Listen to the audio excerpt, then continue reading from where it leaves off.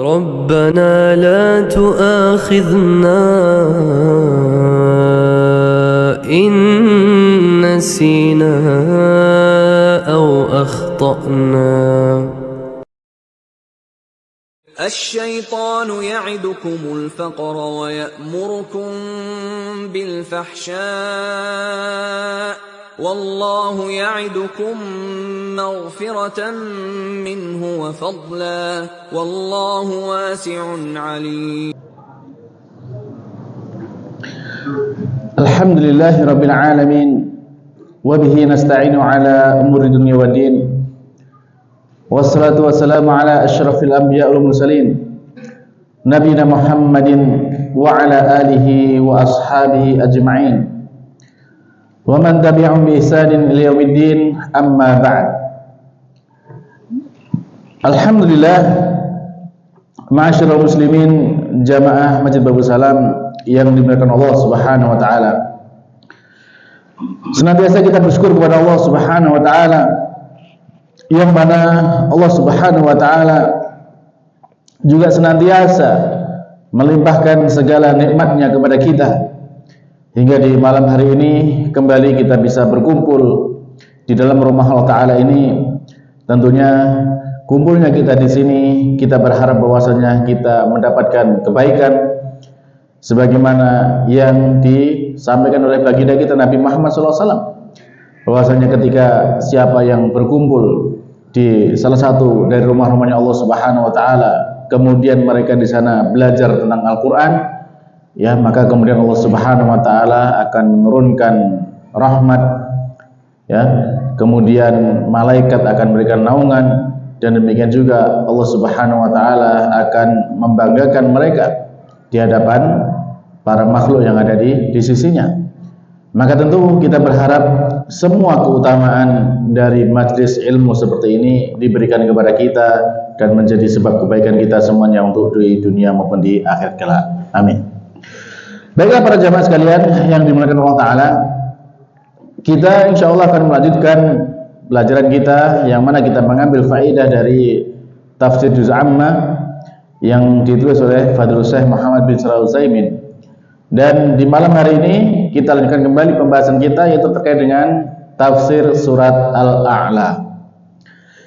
Di pertemuan sebelumnya kita sudah menjelaskan sampai ayat walladzi qaddara fahada walladzi akhrajal mar'a faja'alahu husa'an ahwa.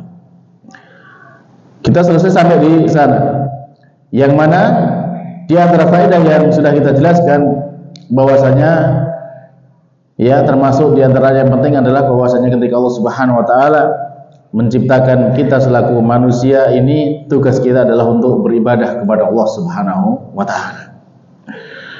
Baik, kita lanjutkan sekarang dalam firman Allah Subhanahu wa taala. Allah berfirman, sanuqri'uka fala tansa illa ma syaa Allah innahu ya'lamul jahra wa ma yakhfa.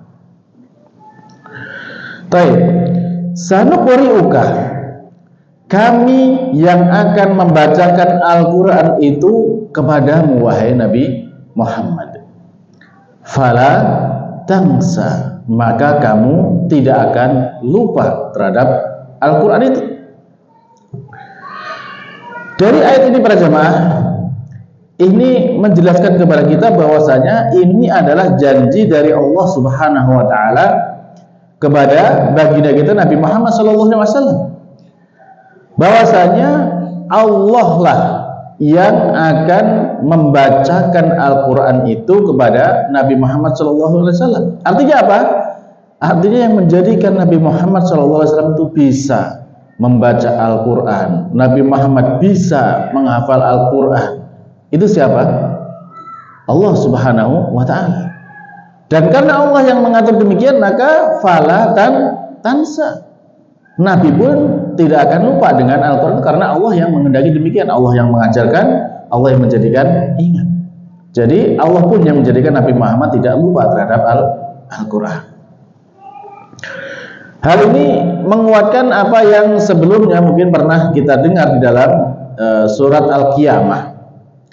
Di surat Al-Qiyamah di sana Nabi Muhammad SAW itu kan beliau ketika turun wahyu itu kan beliau semangat ya, senang gitu kan dengan turunnya wahyu. Sehingga saat malaikat Jibril datang menyampaikan wahyu, maka beliau tuh ingin segera untuk bisa menguasai, ingin segera bisa menghafalkan apa yang disampaikan malaikat Jibril. Maka yang demikian mendapat ya arahan dari Allah Subhanahu wa taala. Allah menyatakan la tuharrik lisanaka lita'jala bihi, la tuharrik bihi lisanaka lita'jala bihi. Inna 'alaina jam'ahu wa qur'ana. Fa idza qara'nahu fattabi' qur'ana. Tsumma inna 'alaina bayana. Al-Qiyamah ayat 16 sampai 19. Jadi di Al-Qiyamah tadi dijelaskan di sana Nabi Muhammad ya ketika menerima wahyu jangan tergesa-gesa untuk menggerakkan lisannya. Artinya apa? Mengikuti bacaan yang dibaca oleh malaikat Jibril.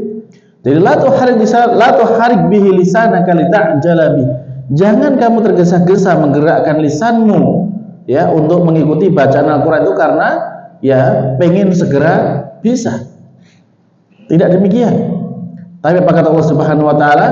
Inna 'alaina jam'ahu wa qur'ana. Sesungguhnya sudah menjadi kewajiban kami dan menjadi ya keharusan bagi kami Allah Subhanahu wa taala untuk apa? Mengumpulkan Al-Qur'an itu di dalam diri siapa yang Allah kehendaki, termasuk di dalam diri Nabi Muhammad sallallahu alaihi wasallam. Dan wa qur'ana, dan Allah yang juga akan membacakannya, artinya menjadikan kita bisa membaca dengan baik dan benar itu juga dari Allah Subhanahu wa taala. Fa idza qara'nahu, maka apabila kemudian kami telah membacakannya Al-Qur'an itu kepadamu, ya, fattabi' qur'ana, baru ikuti bacaannya itu. Jadi dengarkan dulu sampai selesai, baru kemudian diikuti. Ya, fattabi' qur'ana, tsumma inna 'alaina bayana. Kemudian ya sungguhnya atas kami yang akan memberikan penjelasan terhadap Al-Quran tersebut. Tapi ini kayaknya ada jamaah yang mau sholat. Mungkin jamaah yang di belakang bisa lebih maju ke depan agar ada tempat untuk sholat yang di belakang.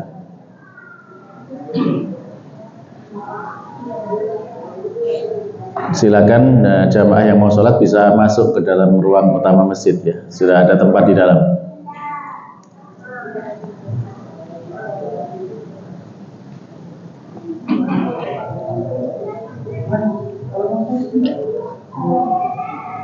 Bisa sholat di dalam, mungkin bagi jamaah yang mau sholat maghrib. Nah.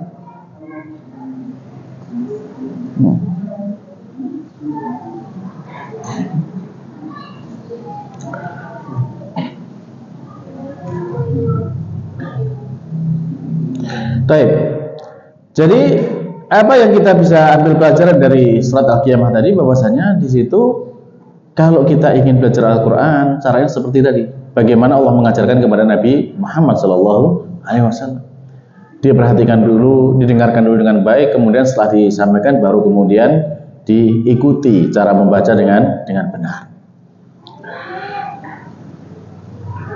Lalu kemudian Nabi Muhammad SAW ketika setelah mendengar dari firman Allah tadi, maka ketika malaikat Jibril itu menyampaikan wahyu, beliau ya diam, tenang mendengarkan ya bacaan dari malaikat Jibril sampai selesai. Baru kemudian beliau mengikutinya. Nah, sehingga di dalam surat Al-A'la ini ketika Allah menyatakan sanuqri'uka fala tansa, kami yang akan membacakannya kepadamu, maka kamu tidak akan lupa terhadap Al-Quran itu. Ya, ini menunjukkan bahwasanya ya memang Allah yang mengajarkan kita untuk bisa membaca Al-Quran dengan baik dan benar. Baik. Illa masya Allah, kecuali apa yang Allah kehendaki. Maksudnya apa? Maksudnya ada kalanya ya atas hikmah dari Allah Subhanahu wa taala, mungkin Nabi Muhammad SAW ya pernah mungkin terlupa sebuah ayat ataupun yang lainnya, maka itu ya termasuk hikmah dari Allah Subhanahu wa taala. Sehingga Allah menyatakan yamhullahu ma yasha wa yuthbit. Allah itu ya bisa menghapuskan apa yang Dia kehendaki dan Allah bisa menetapkan apa yang Dia kehendaki. Demikian juga ketika Allah menyatakan ma nansah min ayatin aw nansah na'ti bi khairin minha aw mithliha.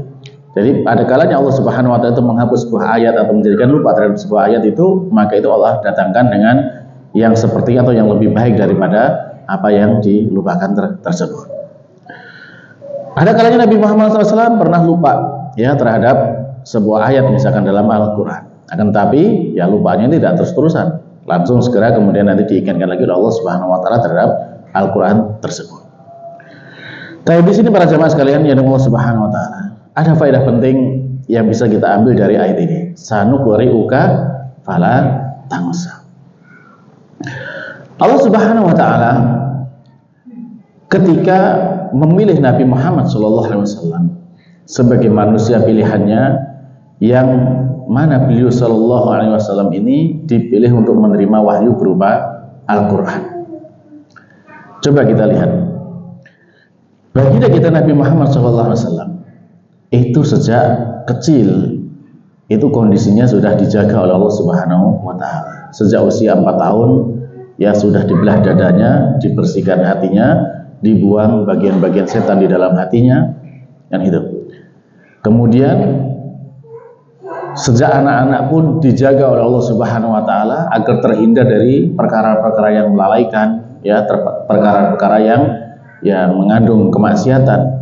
Bahkan ketika Nabi SAW pernah di masa kecilnya sebelum menjadi Nabi, masih masa kecil, ingin misalkan hadir melihat pertunjukan musik misalkan seperti itu, maka Allah jadikan tertidur sehingga tidak sempat untuk mengikuti hal-hal seperti itu.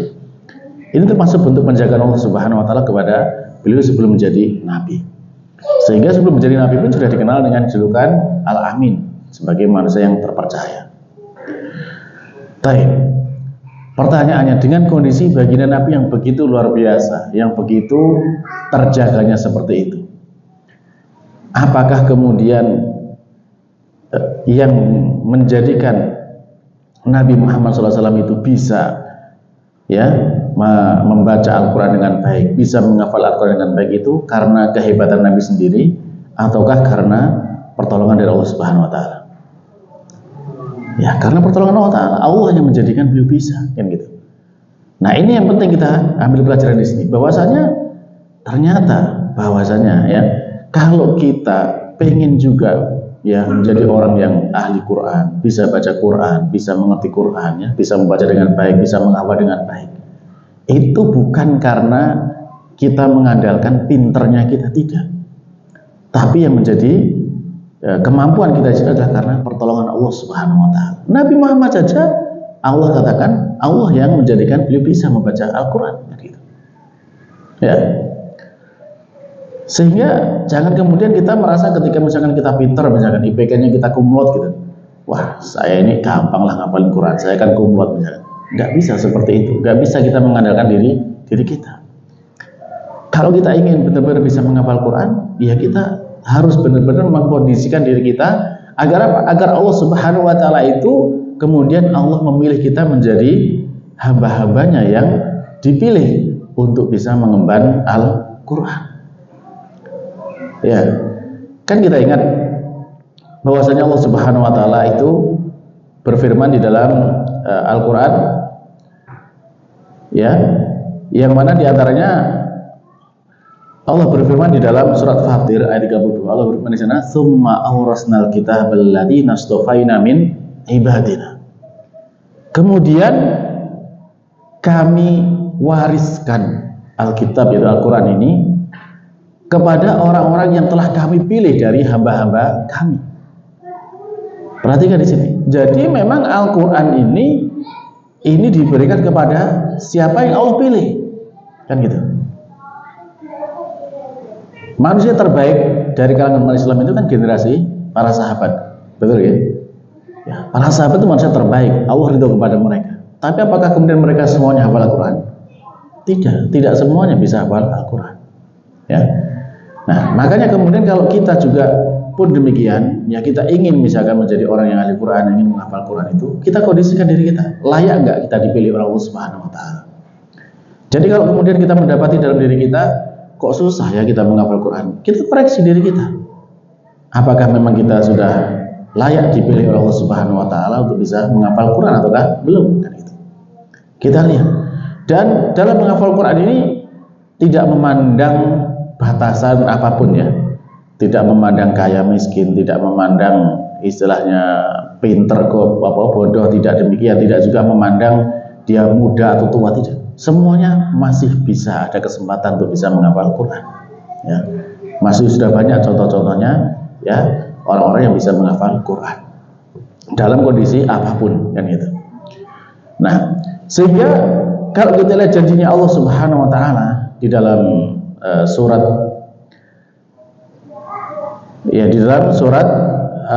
Al-Qamar misalkan, Allah di sana itu sampai mengulang janjinya itu 4 kali. 4 kali Allah nyatakan apa? Walaqad yassarnal Qur'ana lidzikri fahal mim muddakir. Dan sungguh benar-benar bahwasanya telah kami mudahkan Al-Quran itu ya lidzikri, untuk dijadikan pelajaran fahal mim muddakir. Maka apakah ada orang yang mau mengambil pelajaran? Apa yang bisa kita ambil dari ayat ini para jamaah? Dari ayat ini Allah itu menjelaskan di sana dengan bentuk, diawali dengan kata sumpah, ada la dan qad. La itu lam qasamnya pasti, atau sumpah atau taukid juga bisa ya. Dan pasti ditambah qad juga taukid ya, sungguh benar-benar gitu kan. Jadi pasti benar-benar, dan diikuti dengan kata fi'il madhi yassarna, yang maknanya yassarna menunjukkan mana as-sabat, maknanya tetap, bahwasanya memang selamanya Al-Quran itu mudah gitu. Ya, jadi seperti itu. Sehingga sahabat Abdullah bin Abbas pun sampai mengatakan bahwasanya kalau Allah tidak menjadikan mudah Al-Quran, maka mungkin nggak ada orang yang bisa membaca Al-Quran. Ya, sehingga Nabi sendiri pun yang tadi di dalam ala-ala kita baca bahwa sanukri'uka, Allah yang menjadikan Nabi Muhammad juga bisa membaca Al-Quran. Maka pun demikian kita, kalau kita ya pengen bisa membaca Al-Quran dengan baik, ya itu dari Allah Subhanahu Wa Taala. Allah yang menjadikan mudah, ya maka kemudian Allah menanyakan, siapakah kemudian yang mau mengambil Al-Quran mengambil pelajaran dari Al-Quran di sini. Dalam para ulama ahli tafsir misalkan seperti Imam Ibnu Katsir, beliau menyatakan bahwasanya Al-Quran itu lafadznya mudah, pengucapannya mudah, terus kemudian maknanya mudah difahami bagi orang yang ingin memahaminya, ingin ya mengambil pelajaran darinya. Kemudian Syekh Sa'di pun dalam tafsirnya menjelaskan bahwasanya Allah telah memudahkan Al-Quran, lafadznya itu mudah diucapkan, maknanya mudah difahami dan dimengerti, karena ayat-ayat Al-Quran itu adalah sebaik-baik ucapan, sebaik-baik perkataan, dan maknanya paling benar, paling jelas tafsirnya. Siapa yang menerima Al-Quran, maka Allah akan mudahkan baginya ya dengan apa yang dia inginkan, dengan semudah-mudahnya, dengan kemudahan yang paling mudah. Jadi kalau kita sudah mengkondisikan diri kita benar-benar ingin ya mempelajari Al-Quran, ya maka ini insya Allah Allah akan berikan kemudahan bagi kita. Ya. Beliau melanjutkan bahwasanya yang demikian itu karena Al-Quran itu adalah bisa dihafal dan bisa difahami tafsirnya.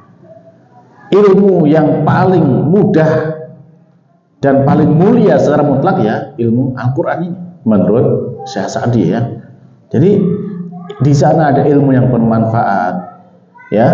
Ketika kita mencari ilmu dari Al-Quran, maka itu akan menunjukkan jalan yang jelas kepada kita. Dan Syekh Muhammad bin Shalih Al-Utsaimin menyatakan demikian pula. Allah menjadikan Al-Quran itu mudah. Mudah maknanya difahami bagi orang yang ingin mentadaburinya. Mudah lafadznya untuk dihafalkan bagi orang yang ingin menghafalkannya. Demikian juga mudah tentunya dibaca bagi orang yang ingin membacanya. Nah, inilah bahwasanya apa yang bisa kita ambil dari faedah di sini menunjukkan bahwasanya Al-Quran itu seharusnya mudah bagi kita kalau memang kita benar-benar ya memiliki ketulusan terhadap Al-Quran tersebut. Karena itu sudah janjinya Allah Subhanahu wa Ta'ala. Maka kemudian kalau ada di antara kita yang mendapatkan kesulitan terhadap Al-Quran, ya jangan kemudian kita sibuk mencari alibi, mencari alasan terhadap kondisi di sekitar kita. Ya. Jangan kemudian kita mengatakan, wah, ya saya nggak mungkin lah bisa menghafal Quran. Saya kan sudah sibuk kerja di kantor. Saya nggak ada waktu untuk menghafal Quran. Apakah 24 jam kita bekerja? Kan gitu. Kan tentu tidak. Pasti ada waktu-waktu yang bisa kita sisihkan untuk bisa mempelajari Al-Quran. Kan gitu. Atau juga mungkin barangkali dia mengatakan bahwasanya, wah saya sudah ini sibuk banyak pelajaran sekolah. Ya saya nggak sempat lagi untuk mempelajari Al-Quran. Ya tidak demikian. Meskipun dengan sibuk sekolah, sibuk kuliah ataupun yang lainnya, tetap ada kesempatan untuk bisa belajar Al-Quran. Atau ada yang mengatakan, wah saya sudah usia lanjut nih, saya sudah sepuh nih. Bagaimana saya bisa membaca Al-Quran? Sekali lagi para jamaah bahwasanya tidak ada kata terlambat untuk belajar membaca Al-Quran. Nabi Muhammad SAW menjelaskan kepada kita, ya kalau kita bisa mau membaca Al-Quran itu, maka termasuk pahalanya itu bahwasanya setiap huruf ya yang kita baca di Al-Quran itu kan bernilai 10 kebaikan. Man qara'a harfan min kitabillah kana lahu bihi hasanatun wal hasanatu bi asyri amsalihha. Siapa yang membaca satu huruf saja dari Al-Quran, maka itu akan menjadi satu kebaikan, dan satu kebaikan akan dilipat gandakan menjadi 10 kali lipatnya. La aqulu alif lam mim harfun. Aku tidak mengatakan alif lam mim itu satu huruf. Walakin alifun harfun, akan tapi alif itu satu huruf, wal lamun harfun, dan lam itu satu huruf, wal mimum harfun, dan mim juga satu huruf. Jadi membaca alif lam mim sudah terhitung 30 kebaikan, kan itu. Ya. Terus kemudian Allah Subhanahu wa Ta'ala ketika ia menjadikan Al-Quran seperti ini mudah untuk dipelajari seperti ini menunjukkan bahwasanya memang Allah menghendaki kebaikan untuk semua manusia. Termasuk diantaranya di dalam hadis Ibunda Aisyah, di sana dijelaskan bahwasanya al-mahiru fil Quran, orang yang mahir, orang yang ahli di dalam Al-Quran, baik itu membacanya, menghafal maupun memahaminya, itu kata Nabi SAW adalah ma'a safaratil kiramil bararah. Mereka akan dikumpulkan bersama kelompoknya, ya malaikat yang baik, ya, malaikat yang mulia lagi baik. Itu kalau mahir. Bagaimana kalau yang nggak mahir? Apakah nggak dapat kebaikan mereka? Tentu dapat para jamaah. Walladzi yaqra'ul Qur'an, dan orang yang membaca Al-Quran wa yata'ta fihi, dan kemudian dalam membacanya itu dia masih terbata-bata, masih belum lancar, ya. Wa huwa alaihi syak, dan dia susah, berat sekali ketika belajar membaca Al-Quran. Seperti itu, bagaimana kondisinya? Lahu ajrun, bagi dia dapat 2 pahala. Dijelaskan para ulama, ya pahala huruf per huruf tetap dapat pahala, kemudian pahala kesungguhannya juga dapat pahala. Jadi nggak perlu kemudian kita merasa, wah saya sudah terlambat ini, kemudian saya belum bisa baca Quran. Nggak ada alasan, ya. Bagi kita kalau memang kita ingin belajar, masih terbuka kesempatan untuk baca Al-Quran. Baik. Jadi begitu para jamaah ya. Jadi kembali lagi bahwasanya kemudahan kita untuk bisa membaca Al-Quran itu datangnya dari Allah Subhanahu wa Ta'ala. Makin terpenting bagi kita adalah kita lihat kondisi kita. Sudahkah layak bahwasanya Allah memilih kita untuk menjadi hamba-hambanya yang diberikan amanah untuk mengemban Al-Quran? Ya. Jadi jelas ya tadi bahwasanya Allah berfirman di sana, sanuqri'uka fala tansa. Nabi Muhammad saja yang menjadikan beliau bisa membaca Al-Quran adalah Allah. Lah bagaimana dengan kita? Tentunya kita pun juga demikian. Yang bisa menjadikan kita ya bisa membaca Al-Quran ya hanya Allah Subhanahu wa Ta'ala. Maka tentu kalau memang kita ingin menjadi orang yang diberi atau dipilih Allah Subhanahu wa Ta'ala, diberi keistimewaan menjadi keluarganya Allah Subhanahu wa Ta'ala, ya, maka tentu kita harus mengkondisikan diri kita. Inna lillahi ahlina. Jadi inna lillahi ahlina fil ardh. Sesungguhnya Allah Subhanahu wa taala itu memiliki keluarga-keluarga di kalangan di muka bumi ini. Para sahabat pun bertanya, siapa mereka ya Rasulullah? Ya, siapa keluarganya Allah Subhanahu wa taala? Ahlul Quran, hum ahlullahi wa khassatuh. Jadi orang yang ahli Quran, itulah mereka yang menjadi keluarganya Allah Subhanahu wa taala dan menjadi orang-orang khususnya Allah Subhanahu wa taala. Maka di sini ya menjadi penyemangat bagi kita juga para jemaah, bahwasanya kalau kita belajar Al-Quran, apakah itu belajar membacanya, belajar menghafalnya, atau belajar memahaminya, maka itu termasuk bagian dari menjadi ahli Al-Quran. Semoga Allah Ta'ala memudahkan kita semuanya untuk menjadi ahli Al-Quran. Amin. Ya.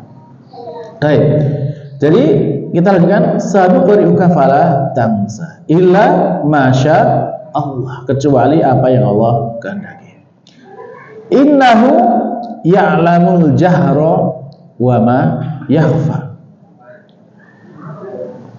Sesungguhnya Allah Subhanahu wa taala dialah yang mengetahui apa yang nampak dan apa yang tersembunyi. Innahu ya'lamul jahra. Artinya bahwasanya Allah Subhanahu wa taala itu mengetahui segala hal yang bisa kita lihat, segala hal yang bisa kita dengar, segala yang bisa kita saksikan, Allah mengetahuinya. Yang zahir, yang jahar itu yang nampak, kan kita lihat itu namanya jahar. Ya, yang bisa kita lihat, bisa kita dengar namanya jahar. Wa ma yakhfa, dan apa yang tersembunyi, itu maknanya bahwasanya apa yang masih tersembunyi tidak nampak bagi kita, maka itu semuanya Allah mengetahui. Ya. Sehingga dalam Al-Qur'an Allah menyatakan walaqad khalaqnal insana wa na'lamu ma tuwaswisu bihi nafsu. Dan sungguh telah kami ciptakan manusia itu dan kami mengetahui apa yang menjadi was-was di dalam dirinya. Sehingga di dalam diri kita itu Allah sendiri mengetahui.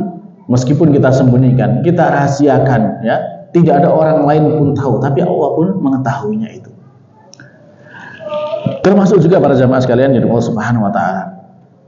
Terkait dengan ini, innahu ya'lamul jahra wa ma yakhfa. Ini juga bisa kita lihat di dalam firman Allah yang lainnya. Misalkan Allah berfirman di sana, wallahu ya'lamu wa antum la ta'lamun. Itu kan Allah jelaskan di sana, dan Allah yang mengetahui sedangkan kalian itu tidak mengetahui. Ada hal yang menarik yang kalau kita bisa perhatikan di sana. Allah ketika menyebutkan wallahu ya'lam, Allah mengetahui. Mengetahui apa? Maka di situ Allah tidak menyebutkan. Allah tidak menyebutkannya. Dalam kaidah bahasa Arab ini namanya hadf, ya, maf'ul bihnya dihapus. Ini menunjukkan apa? Bahwasanya ini menunjukkan bahwasanya Allah itu mengetahui segala hal. Allah mengetahui segala hal. Ya. Dan kemudian wa antum la ta'lamun, dan kalian juga tidak mengetahui. Ini juga menjelaskan kepada kita bahwasanya menunjukkan bahwa kita tidak mengetahui segala hal. Artinya yang kita ketahui itu sangat sedikit, sangat sedikit. Sehingga dari sini juga kita bisa mengambil faedah. Tidak layak kemudian kita menyombongkan diri, menganggap diri kita pintar ataupun yang lain segala sampai merendahkan orang lain. Maka itu tidak pantas, karena yang kita ketahui hanya sedikit sekali. Kita sekarang ini para jamaah, ya, kita ada di dalam ruangan, di dalam masjid ini. Di balik tembok saja kita nggak tahu apa yang ada di sana, kan gitu. Padahal itu dekat dengan kita nggak tahu, gitu. Apalagi yang jauh, apalagi yang di luar diri kita, yang lain itu nggak tahu.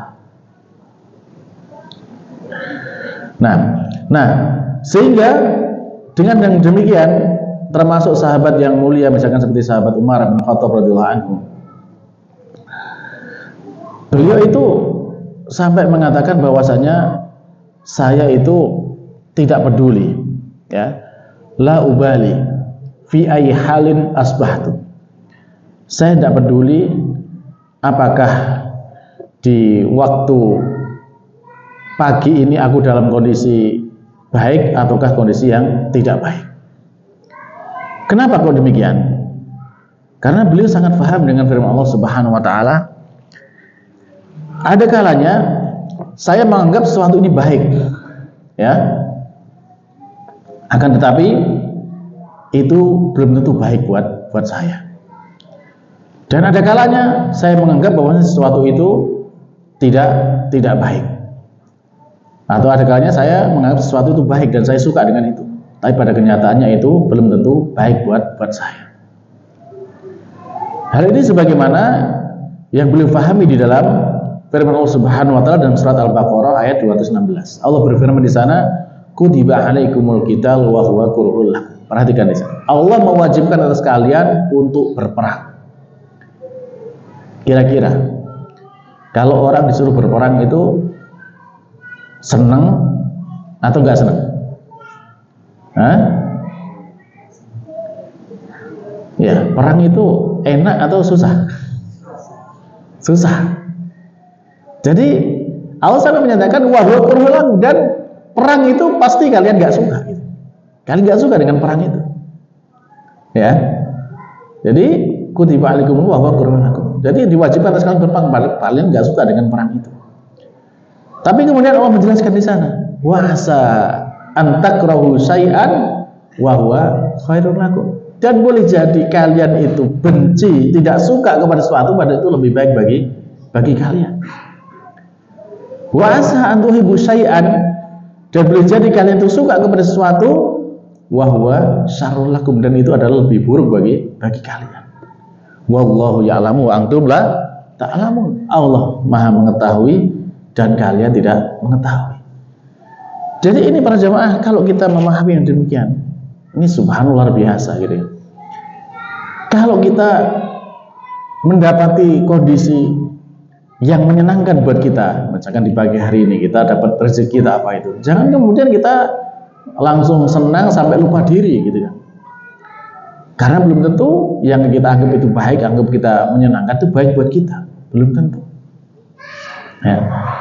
Dan demikian juga sebaliknya, kalau misalkan di pagi hari kita mendapati kondisi yang tidak enak, apakah itu mungkin sakit ataukah yang lainnya gitu kan, yang itu menjadikan kita mungkin tidak bisa beraktivitas, tidak bisa bekerja ataupun yang lainnya. Juga kemudian jangan sampai kemudian kita mengeluhkan hal tersebut, ya. Karena belum tentu itu buruk bagi kita. Meskipun kita nggak suka, maka itu bisa jadi itu lebih baik buat kita. Dan contohnya sangat banyak lah para jemaah ya. Contoh-contoh demikian sangat banyak. Ya, sangat banyak. Ya, kalau saya mencontohkan itu, saya pernah dulu waktu masih SMA ya, masih zaman SMA. Itu ada anak SMA gitu, ya seangkatan sama saya. Waktu zaman dulu itu kan sepeda motor masih nggak seperti sekarang kan, ya masih yang paling bagus keluar saat itu Fish Air. Nah sepedanya itu Supra, akhirnya minta ke bapaknya dibelikan Fish Air gitu. Iya, anggapannya baik kan gitu kan, namanya anak SMA. Diturutin dibelikan itu, baru sehari besoknya dipakai, berangkat sekolah nabrak truk meninggal. Ya, jadi ya ada kalanya mungkin nikmat yang kita rasakan itu belum tentu itu baik buat kita kan gitu ya. Jadi, nah itulah bahwasanya sehingga kalau sekarang kita mengalami hal-hal yang mungkin bagi kita kok rasanya nggak enak, rasanya mungkin kita ini nggak senang dengan hal itu, belum tentu itu buruk bagi kita, bisa jadi itu lebih baik buat kita. Termasuk juga hal-hal yang Allah takdirkan kepada kita bisa terjadi kepada kita, ya. Kemudian kita menyesal kenapa seperti itu, nggak perlu ya. Kemudian kita membuka pintu setan. Kalau misalkan demikian seperti ini, kalau seperti ini kan jadinya seperti ini, tidak ada seperti itu membuka pintu setan. Cukup kita katakan qadarullah ma syaa. Kita harus yakin para jemaah bahwasanya semua yang Allah takdirkan. Kalau kita masih ragu dengan hal ini, kita tanya, Allah itu ketika mentakdirkan sesuatu itu baik atau buruk? Baik atau buruk? Baik, gitu. Terus ketika yang Allah takdirkan itu baik, kemudian kita merasa bahwasanya itu tidak enak gitu kan, itu nggak baik rasanya buat kita, sebenarnya nggak baik ini takdirnya Allah ataukah kitanya? Nah, makanya kalau menjadi orang mukmin yang baik itu, Nabi SAW itu sampai mengatakan bahwasanya orang mukmin itu sangat menakjubkan urusannya. Ya, beliau mengatakan ajaban li amril mukmin, inna amrahu kullahu khair. Sungguh menakjubkan perkaranya orang mukmin itu, segala urusannya bagi dia itu baik. In asabatul sarra, kalau dia mendapatkan sesuatu yang menyenangkan, apa yang dilakukan? Syakar, dia bersyukur. Fakana khairun lah, maka itu baik bagi dia. Wa in asabatul dharra, kalau dia ditimpa dengan sesuatu yang mudarat, sesuatu yang tidak menyenangkan, apa yang dilakukan? Sabar, dia sabar. Fakana khairun lah, dan sabar itu baik bagi dia. Walaysa dzalika illa lil mu'min. Enggak ada yang bisa seperti itu kecuali orang yang beriman. Karena orang beriman itu bisa bersyukur, dia bisa bersabar. Kenapa? Ya kata dasar imannya. Dia beriman bahwasanya dengan syukur yang dilakukan Allah akan tambah nikmatnya. La in syakartum la azidannakum. Dengan sabar maka dia akan dapat balasan dengan pahala dari Allah Subhanahu wa taala yang tanpa hisab. Innama yuwaffas sabiruna ajrahum bighairi hisab. Sungguhnya balasan bagi orang yang sabar itu, ya mereka itu tanpa ada hitungannya. Kalau misalkan kita tadi baca Quran, pahalanya ada 10 kan gitu ya, atau sedekah dilipat gandakan menjadi 700 ya. Tapi kalau sabar tidak pakai hitungan seperti itu, saking banyaknya pahala bagi orang-orang yang sabar. Nah, dari itulah para jamaah sekalian yang Allah Subhanahu wa taala. Maka kita kembali kepada ayat bahwasanya innahu ya'lamul jahra wa ma yakhfa. Jadi ketika Allah Subhanahu wa taala dialah yang mengetahui apa yang nampak dan apa yang tersembunyi, maka sekali lagi segala kejadian yang kita tahu maupun kita tidak tahu hikmahnya, kita yakin bahwasanya Allah itu tahu, dan apa yang Allah tahu itu pasti yang terbaik. Meskipun mungkin kita belum merasakan itu sebagai kebaikan buat kita, tapi itu yakinlah bahwasanya itu yang terbaik. Ya, kalau kita mendapatkan yang terbaik, kenapa kita harus kemudian menyesal? Kalau Allah berikan yang terbaik kepada kita, kenapa kemudian kita harus berkeluh kesah? Kan gitu. Ya. Jadi innahu ya'lamul jahra wa ma yakhfa. Baik. Berikutnya Allah Subhanahu wa taala berfirman, "Wa nuyassiruka lil yusra." Dan ini juga para jamaah, ini juga termasuk janjinya Allah Subhanahu wa taala kepada Nabi Muhammad sallallahu alaihi wasallam. Allah menyatakan di situ wa nuyassiruka, dan sungguh telah kami mudahkan ya, dan akan kami mudahkan bagi Muhammad, yaitu lil yusra, kepada sesuatu yang mudah.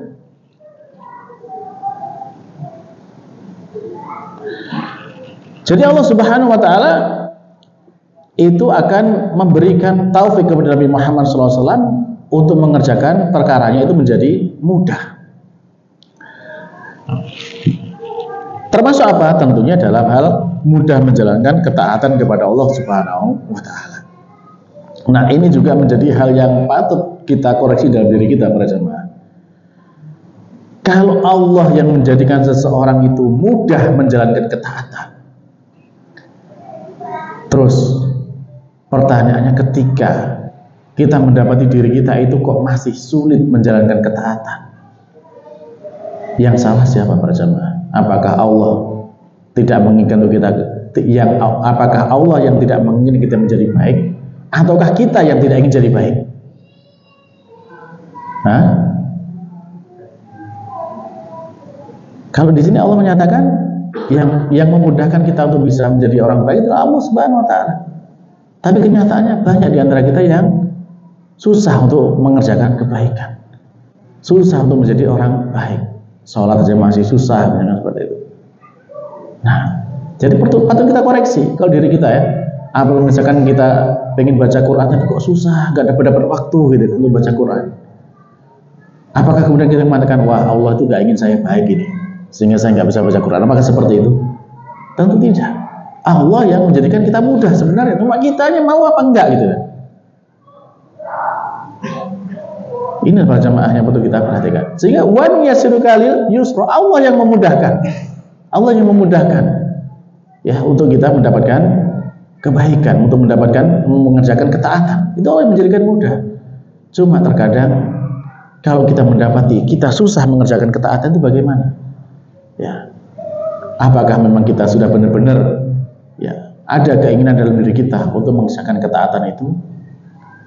Ataukah kita hanya pura-pura saja? Aku pengen bisa ya sholat tepat waktu, aku pengen bisa membayar zakat, aku pengen bisa ya menghafal Quran. Ini baru keinginan dari lisan kita. Apakah sudah kita buktikan dengan aktivitas kita sehari-hari? Ya gitu.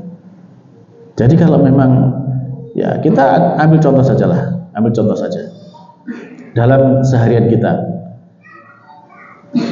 Kalau kita ingin banyak mendapatkan pahala dari ketaatan yang kita lakukan, coba kita cek dalam sehari kita, lebih banyak mana ketaatan yang kita lakukan ataukah hal-hal yang sia-sia yang kita lakukan. Alhamdulillah, jangan sampai yang maksiat. Contoh misalkan kita semuanya pegang HP misalkan seperti itu, kita hitung aja dalam sehari berapa jam HP kita gunakan untuk ketaatan. Apakah itu untuk ngaji, dengarkan pengajian, ataukah membaca Al-Quran, ataukah membaca kitab, atau kita gunakan untuk hal yang lainnya. Apakah itu nonton, apakah itu main game, apakah itu ya melihat video-video yang tidak jelas. Kita lihat. Maka di situ kita bisa menjawab ya di mana posisi kita. Ketika Allah memang memudahkan seseorang untuk bisa mengerjakan ketaatan, tapi yang kita pilih yang mana? Apakah ketaatan yang kita pilih ataukah yang lainnya? Kan itu. Tapi ini menjadi koreksi bagi kita para jamaah. Tentunya kalau memang kita benar-benar ya ingin mendapatkan kebaikan-kebaikan yang Allah janjikan, ya maka tentunya harus kita kondisikan diri kita. Bagaimana kemudian kita memposisikan apa yang kita lakukan sesuai dengan yang Allah kehendaki, sesuai yang Allah ridhoi. Tapi para jamaah, insya Allah mungkin di sini dulu yang bisa kita sampaikan di kesempatan malam hari ini, dan insya Allah kita lanjutkan pada pertemuan berikutnya.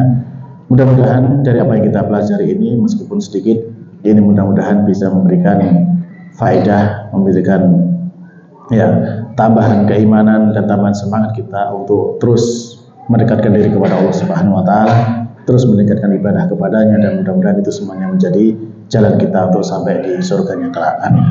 Kita cukupkan dengan doa kafaratul majlis. Subhanakallahumma rabbana wa bihamdika asyhadu an la ilaha illa anta astaghfiruka wa atubu ilaik. Assalamualaikum warahmatullahi wabarakatuh. الشيطان يعدكم الفقر ويأمركم بالفحشاء والله يعدكم مغفرة منه وفضلا والله واسع عليم